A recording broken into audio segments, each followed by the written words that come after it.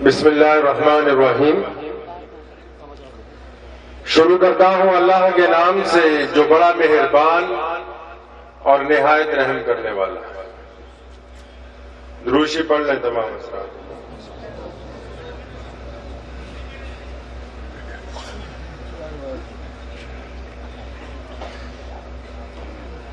ایک یقین تھا دل میں کہ خدا تو سنتا ہے جب کوئی دوسرا نہیں سنتا۔ ایک یقین تھا دل میں کہ خدا تو سنتا ہے جب کوئی دوسرا نہیں سنتا، بالآخر مجھ پہ یہ راز کھلا، کیا وہ سنتا ہے کیا نہیں سنتا۔ خطاب کا ارادہ نہیں ہے کیونکہ حضرت مولانا خالد صاحب دامت برکاتہم کا حکم ہو گیا، اس لیے صرف 10 منٹ میں مختصراً اپنی بات ختم کروں گا آپ حضرات کے سامنے۔ وہ سمیع و بصیر ہے لیکن بے عمل کی دعا نہیں سنتا۔ یہ فیصلہ ہے دین فطرت کا، یہ فیصلہ ہے دین فطرت کا، یہ فیصلہ ہے دین فطرت۔ کس کو کہتے ہیں بھائی؟ اسلام کو کہتے ہیں۔ ایک یقین تھا دل میں خدا تو سنتا ہے جب کوئی دوسرا نہیں سنتا، بالآخر مجھ پہ یہ راز کھلا، کیا وہ سنتا ہے کیا نہیں سنتا۔ وہ سمیع و بصیر ہے لیکن بے عمل کی دعا نہیں سنتا۔ یہ فیصلہ ہے دین فطرت کا، یہ فیصلہ ہے دین فطرت کا، اس دلوں کی خدا نہیں سنتا۔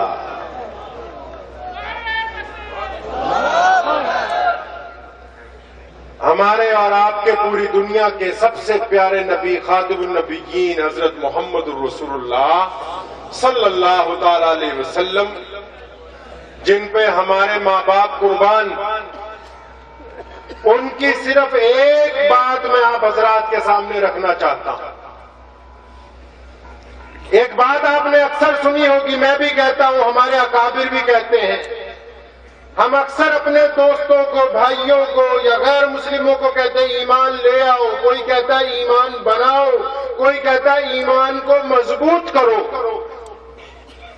3 باتیں ہیں، ایمان لے آؤ، ایمان بناؤ، ایمان کو مضبوط کرو۔ اب عقل یہ پوچھتی ہے بار بار کہ ایمان لائیں تو لائیں کہاں سے، اور ایمان کو مضبوط کرنا ہو تو وہ کون سا کیمیکل ہے جس سے مضبوط ہو جائے، اور ایمان کو بنانا ہو تو وہ کون سی اینٹ بجری رہتا ہے جس سے ایمان بنا لیا جائے۔ میرے بھائی،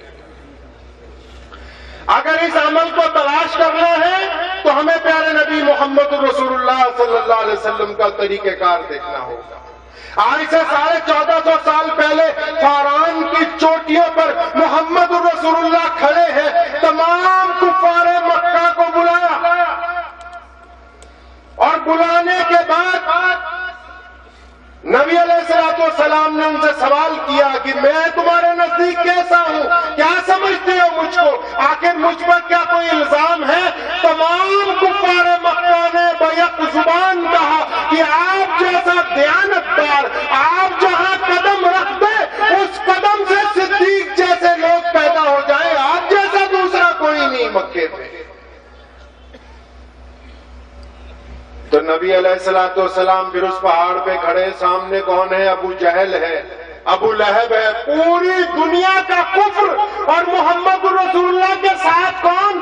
ان کے دائیں کون ہے؟ ابو بکر ہے؟ نہیں۔ عثمان ہے؟ نہیں۔ عمر ہے؟ نہیں ہے۔ علی مرتضیٰ ہے؟ وہ بھی نہیں۔ عبداللہ ابن زبیر ہے؟ وہ بھی نہیں۔ خالد ابن ولید جیسا جنرل ہے؟ پتہ لگا وہ بھی نہیں۔ ابو ہریرہ ہے؟ پتہ لگا وہ بھی نہیں۔ پتہ لگا کون ہے محمد رسول اللہ کے ساتھ؟ پتہ لگا دائیں بائیں تو کوئی بھی نہیں، محمد رسول اللہ تو اکیلے۔ اور پھر اکیلے ہونے کے باوجود میرے آقا نے جو پہلا اعلان دنیا کے سامنے کیا، کیا کیا بھائی؟ جو پہلا اعلان دنیا کے سامنے کیا، آپ نے پہلا کلمہ پڑھا بھائی؟ پہلا کلمہ کیا ہے؟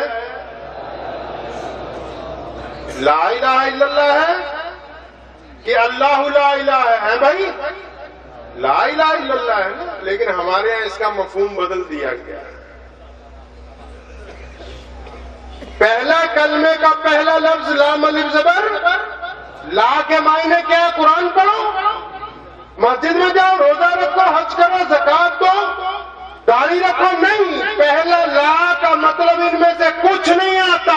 محمد الرسول اللہ نے جو پہلا اعلان دنیا کفر کے سامنے کیا، وہ کسی کی چمچا گیری نہیں تھی، وہ کسی سے ڈرنے کی بات نہیں تھی، وہ کسی سے خوفزدہ ہونے کی بات نہیں تھی، بلکہ پوری دنیا کے کفریہ نظام کو محمد الرسول اللہ نے اکیلے للکارا. فرمایا لا کہ نہیں ہے کوئی عبادت کے لائق، کہ ہم نہیں مانتے سوائے اللہ کے اور کوئی طاقت نہیں ہے.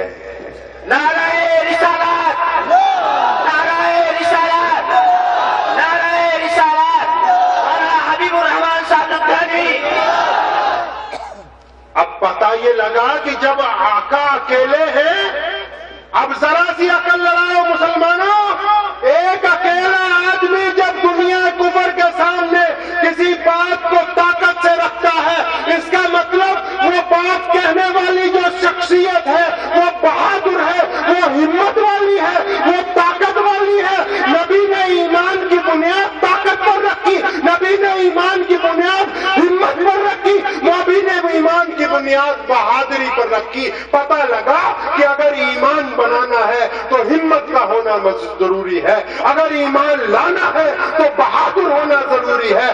بزدلی اور ایمان ایک چھاتی میں اکٹھے نہیں ہو سکتے. شکل اور صورت سے مسلمان نظر آنے والا بندہ اگر اللہ کے علاوہ دنیا کی دیگر طاقتوں سے خوفزدہ ہے تو خدا کی قسم اس کا نام عبد الرحمان ہو سکتا ہے، وہ مسلمان نہیں ہے. تو یہ اسلام کی بنیاد ہے. کیا بنیاد ہے؟ کہ ایمان کے لیے کیا ہونا شرط ہے؟ ہمت کا ہونا. کس کا؟ ہمت کا ہونا شرط ہے. ہمارے ہاں کیا ہے؟ اگر کوئی 4-5 ہمارے دوسرے دوست مل جائیں، وہ کہیں نام الگ الگ رکھے ہوئے، خدا تو ہے کہ ہم تو فوراً گئے حجی. ابو جہل نے کیا کہا؟ ابو جہل تو محمد رسول اللہ سے خوفزدہ تھا، گھٹنے دیکھ دیے میرے آقا کے سامنے آ کے. اس نے کہنے لگا محمد ہم تو آپ کو عرب کا بادشاہ، عبداللہ کا متولی، پورے دنیا کا حکمران، جس سے کہا اس کو نکاح کے اندر دے دے. اور یہاں تک خوفزدہ ہوا، کہنے لگا محمد ہم تو تیرے اللہ کو اللہ بھی ماننے کے لیے تیار ہیں. ہفتے میں 7 دن ہوتے ہیں، ہم 6 دن تیرے رب کی عبادت کریں گے، تو ایک ہی دن ہماری مان لے. آقا نے کیا فرمایا؟ آقا نے کیا فرمایا کہ ایک ہاتھ میں سورج دوسرے میں چاند بھی لا کے رکھ دو گے تو اللہ کی توحید کا انکار نہیں کر سکتا. محمد رسول اللہ نے کیا کہا؟ فرمایا غیر کی بیٹی تیری بیٹی. میری ایک فلسفہ دھیان سے سن لو، 5 منٹ اور رہ گئے بس میرے پاس. ایک جنگ کے موقع پر ایک عورت بنا روپٹے کے پھر رہی تھی. نبی علیہ السلام نے اپنا روپٹہ ایک صحابی کو دیا، فرمایا اس کے سر پہ رکھو. کہنے لگا یا رسول اللہ یہ کافر کی بیٹی. فرمایا بیٹی تو ہے. آقا نے فرمایا غیر کی بیٹی ہماری بیٹی، ان کی مذہبی عبادت گاہوں کا احترام کرو، ان کے بچوں کا احترام کرو، ان کے بوڑھوں کا احترام کرو، ان کی عورتوں کا احترام کرو. لیکن یہ کہا فرما دیا کہ اپنا ایمان ملاوٹ میں بیچ دو.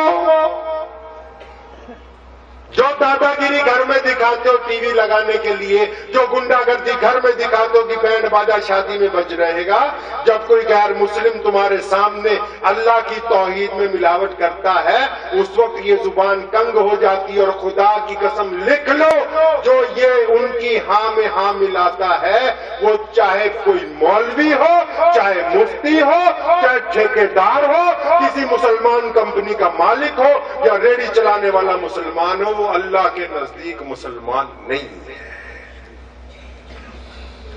کفر اور اسلام کا جھگڑا ہی یہی تھا.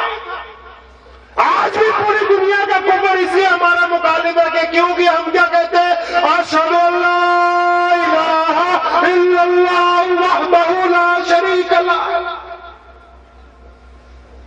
اگر ایک بندہ آزاد ملک میں رہ کے طاقت کے باوجود، اچھا کھانے کے باوجود، اچھی حیثیت کے باوجود ایک غیر مسلم کے سامنے توحید میں ملاوٹ برداشت کرتا ہے تو وہ مسلمان نہیں۔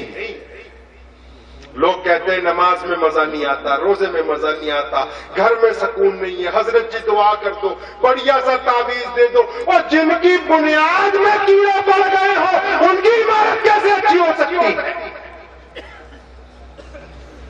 دعویٰ ہے عشق نبی سے، ارے نبی کو سب سے زیادہ عشق کس سے ہے میرے بھائی؟ ارے کس سے نبی کو عشق بھائی؟ اللہ سے۔ اور ہم اللہ کی توحید کے گول مٹول منکر بن رہے کہ نہیں بن رہے؟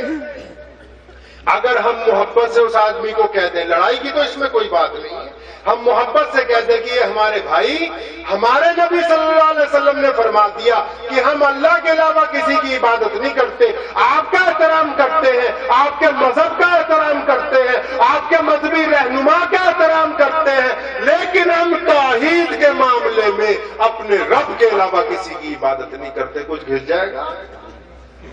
اب جو آدمی توحید کا ملاوٹ خور ہو، چاہے وہ کتنا ہی بڑا لیڈر بن جائے، اللہ کے نزدیک بے ایمان ہے اور غیر مسلموں کے نزدیک بھی بے ایمان ہے، کیونکہ توحید کا ملاوٹی جو ہے وہ دنیا میں بھی عزت نہیں پا سکتا اور آخرت میں بھی نہیں پا سکتا۔ تو یہ بیماری آج کل ہمارے یہاں ہندوستان میں عام ہے، انشاءاللہ آئندہ تو نہیں ایسا ہوگا بھائی، انشاءاللہ۔ کوئی پوچھ لے غیر مسلم دوست، خوشی کے ساتھ، کوئی ناراضگی نہیں، بڑی محبت سے بتائیے کہ ہمارے پیارے نبی صلی اللہ علیہ وسلم نے فرمایا ہم احترام پوری دنیا کا کرتے ہیں لیکن عبادت ایک اللہ کی۔ خدا کی قسم، ایمان اس کو کہتے ہیں دل اور زبان سے۔ کس کو بھائی؟ دل اور۔ مجھے ایک مولوی صاحب مل گئے، دلی میں ایک پروگرام تھا، تقریر کی، بعد میں کئی بار مولویوں کی عادت بھی ہوتی ایک دوسرے کی کٹائی کرنے، اچھی بات بھی ہے خیر۔ تو میرے کی تقریر کے بعد انہوں نے کہا کہ ایسی بات نہیں ہے، مصلحت بھی کوئی چیز ہے۔ میں نے پوچھا مفتی صاحب، 3 آدمی جا رہے ہیں، بچی کے پاس جا کے پوچھ رہے کہ فلاں کی بیٹی تجھے فلاں کے نکاح میں دے دی ہے، تجھے قبول ہے؟ اب وہ بٹیا چپ، 2-3 بار پوچھتے ہیں وہ چپ ہے بالکل، پھر باہر آ جاتے ہیں، جی مفتی صاحب 3 بار پوچھا بچی سے، بالکل خاموش ہے۔ حضرت فرماتے ہیں کہ بھائی خاموشی کا مطلب رضامندی ہے۔ کیا بھائی؟ اگر وہ خاموشی رضامندی بن کے تمہاری اولاد کو حلال قرار دیتی ہے تو توحید کے معاملے میں خاموشی بھی تمہاری رضامندی ہے۔ خاموش رہ کے بلال اپنی کھال بچا سکتے تھے، خاموش رہ کے صحابہ بچ سکتے تھے، لیکن انہوں نے مصلحت اختیار نہیں کی۔ جو بندہ توحید کے معاملے میں خاموش ہے وہ ایمان والا ہو ہی نہیں سکتا ہے۔ میرے آقا کو تو سب سے زیادہ پیار ہی اللہ سے، تو اس لیے آپ حضرات سے مؤدبانہ گزارش ہے کہ توحید کے ملاوٹی نہ بنے۔ نہیں بنے گے انشاءاللہ؟ کوئی اپنا دوست ہو، یار ہو، متر ہو، اس کو اسلام سمجھائیے، آپ سے ناراض نہیں ہوگا، اس دن کے بعد وہ نئی بات کہے گا۔ وہ یہ کہے گا آپ کو آپ کی پیٹھ کے پیچھے کہ یہ میاں صاحب جو ہے یہ پکا مسلمان ہے، یہ بے ایمانی نہیں کر سکتا، اس کے ساتھ کاروبار کر لو، اس سے دھوکہ نہیں مل سکتا، کیونکہ یہ اپنے رب کا وفادار ہے۔ جو خدا کا وفادار ہوگا وہ زمین کا غدار نہیں ہو سکتا ہے۔ یہ فلسفہ پورا ہوا۔ اب دوسری بات آپ کو سمجھا دوں، 3 منٹ باقی ہے میرے پاس۔ دوسری بات یہ کہ بڑی تیزی سے 60-70 سال سے ہم لوگوں نے آپ کے سامنے جو اسلام پیش کیا اس میں ایسا کر دیا، ایک کیک لے آئے بازار سے خرید کے پیسٹری، اب وہ بچوں کو دی کھانے کے لیے، وہ انگلی سے کریم کریم کھا رہا ہے، جب نیچے سختی آ جاتی ہے ابا کو کہہ دے لے تو کھا لے۔ تو یہاں بھی یہی معاملہ ہوا کہ جہاں جہاں آرام تھا، مزے تھے، لذتیں تھیں اسلام میں، وہ ہم نے اپنا لی۔ جہاں قربانیاں تھیں وہ تمام کی تمام ہم نے بند کر کے رکھ دی۔ اس کا نتیجہ کیا نکلا وہ سنتے جاؤ۔ ایک ہی حدیث بتا رہا ہوں۔ ایک جنگ کے موقع پر ایک صحابی زخمی ہے, انہوں نے آواز ماری پانی. ایک بندہ دوڑتا ہوا جاتا ہے پانی پلانے کے لیے, ابھی وہ پانی پینے ہی لگے ہیں کہ ساتھ والا زخمی دوسرا آواز مارتا ہے پانی. اب وہ زخمی پہلے والا کیا کہتا ہے کہ مجھے نہیں پلاؤ, اس کو پلاؤ. ابھی وہ دوسرے کو پانی پلانے لگتے ہیں تو تیسرا آواز مار دیتا پانی. وہ دوسرے والا کہتا بھائی مجھے نہ پلاؤ. بھائی قصہ سن رکھا ہے کہ نہیں سن رکھا ہے؟ پھر اپنا اور میرا کیوں ٹائم خراب کر رہے, 2 منٹ رہ گئے. جب قصہ سن رکھا ہے تو مت سنیے, دوسری بات سنیے. ہاں جی, ارے سنی رکھا ہے, سمجھ لو سن رکھا ہے.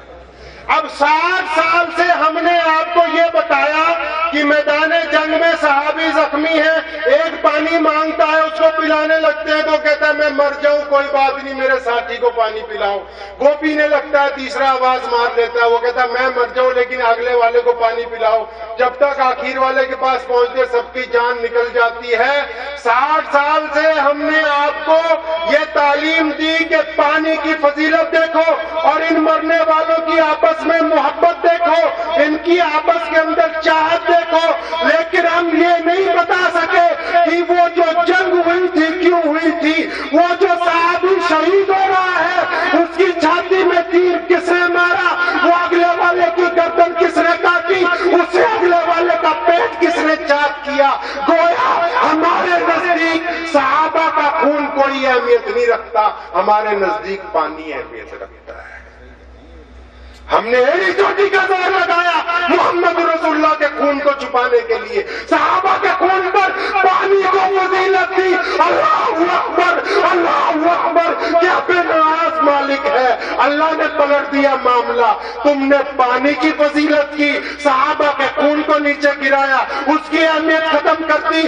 اللہ نے تمہارے خون کی اہمیت ختم کر دی. جس کا دل چاہتا ہے پانی کی طرح بہا دیتا, جس کا دل چاہتا ہے چھوڑ دیتا. واہ خدا.